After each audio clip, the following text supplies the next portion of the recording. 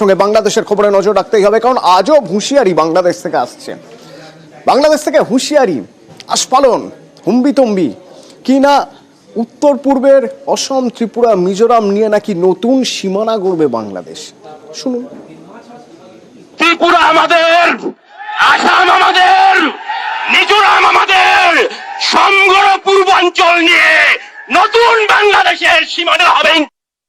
ত্রিপুরা আমাদের, আসাম আমাদের, মিজোরাম আমাদের, সমগ্র পূর্বাঞ্চল নিয়ে নতুন বাংলাদেশের সীমানা হবে। আর ওদিকে বিএনপি নেতা গতকালই জানিয়ে দিয়েছিলেন যে আগরতলা পর্যন্ত, ত্রিপুরা পর্যন্ত বিএনপি লং মার্চ করবে।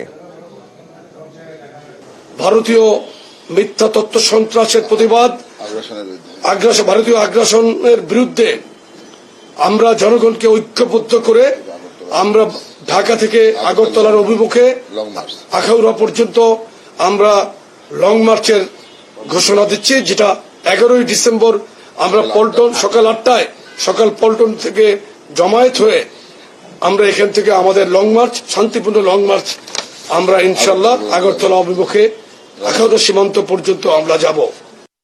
ত্রিপুরার মুখ্যমন্ত্রী মানিক সাহা অবশ্য এসবে গুরুত্ব দিতে নারাজ। বাংলাদেশের সেনা, প্রাক্তন সেনাদের হুমকি ত্রিপুরা এবং পশ্চিমবঙ্গ দখল করা, কিভাবে দেখছেন ব্যাপারটা? এগুলো তো আমরা আগেও বলেছি, অনেকবার কথা হয়েছে। তো আমি আর কি বলবো, যারা যত বেশি গর্জায় তত বর্ষায় না, আমরা সবাই জানি।